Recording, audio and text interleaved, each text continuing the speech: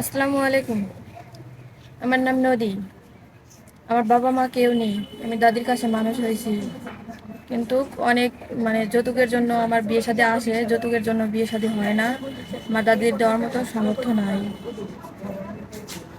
সুপ্রিয় দর্শক, আসসালামু আলাইকুম। জীবন গল্প আপনাদেরকে স্বাগতম। ক্যামেরার সামনে দেখতে পাচ্ছেন এক ফুটফুটে আপু দাঁড়িয়ে আছে। তার জীবনের গল্প আমি শুনবো এবং আপনাদেরকে শোনাবো। কথা না বলে সরাসরি আপুর কাছে চলে যায়। আপু, আসসালামু আলাইকুম। ওয়ালাইকুম আসসালাম। আপু, কেমন আছেন? আলহামদুলিল্লাহ ভালো আছি। আপনি কেমন আছেন? আলহামদুলিল্লাহ ভালো আছে। আপু, আপনার নাম কি? আমার নাম নদী। নদী। নদী আপু, আপনার দেশের বাড়ি কোথায়? পাবনা কাশনাথপুর। পাবনা, কাশ্মীরপুর। ফ্যামিলিতে কে কে আছে? আমার ফ্যামিলিতে বাবা মা নাই, আমার দাদি আছে। বাবা মা নেই? না। বাবা মা কত, আপনি মানে মারা, দুজন একসাথে মারা গেছে?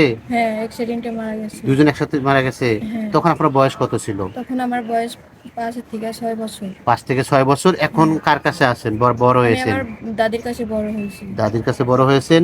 তো আপনার বয়স কত? আমার বয়স 22 বছর। 22 বছর বয়স।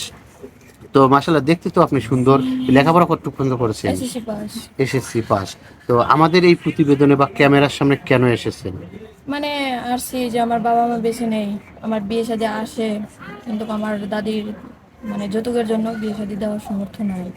এই কারণে আমি ক্যামেরার সামনে আসছি, যেহেতু আপনার করে সাহায্য আমার বিয়ে শাদী হয়। শুধু এই আসছেন কারণে। বিয়ে বসতে, তাই না? হ্যাঁ, হ্যাঁ। যৌতুক ছাড়া কেউ, কোনো ভাই যদি বিয়ে করতে চায়, হ্যাঁ, আপনি হ্যাঁ, রাজি? হ্যাঁ, রাজি আচ্ছা। আছি। আপনার বয়স 22 বছর।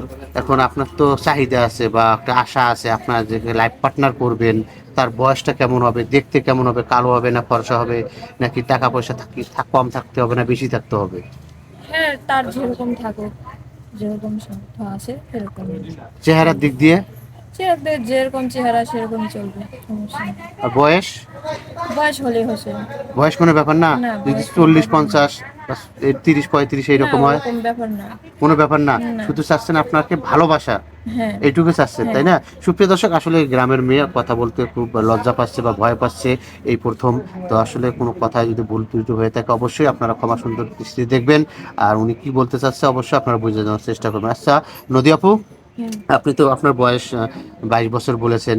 এখন আপনি তো মুসলিম, তাই না? হ্যাঁ, আমি মুসলিম। নামাজ কালাম পড়া হয়? হ্যাঁ, নামাজ কালাম আচ্ছা, পড়া কোনো হয়। ভাই যদি আপনাকে আমরা যোগাযোগ করে দেই কারো সঙ্গে, সে দেশে হোক আর প্রবাসী হোক, বলা তো যায় না ভাগ্যে, তাই হ্যাঁ। না? ওই ভাইয়ের সঙ্গে কোনো বেইমানি, কোনো সিটার বাটপারি, 2 নাম্বারি করবেন? না, না, হ্যাঁ, করব না। সত্যি বলছেন? হ্যাঁ, সত্যি বলছি। কারণ আপনার যে অসহায়, আপনার যদি কেউ দায়িত্ব নেয়, ওনাকে কখনো কষ্ট দিবেন না। না, কোনো কষ্ট কারণ দেব কষ্ট না। কি জিনিস আপনি তো বুঝেন, তাই না? হ্যাঁ, বুঝি। আচ্ছা নদী আপু, ঠিক আছে।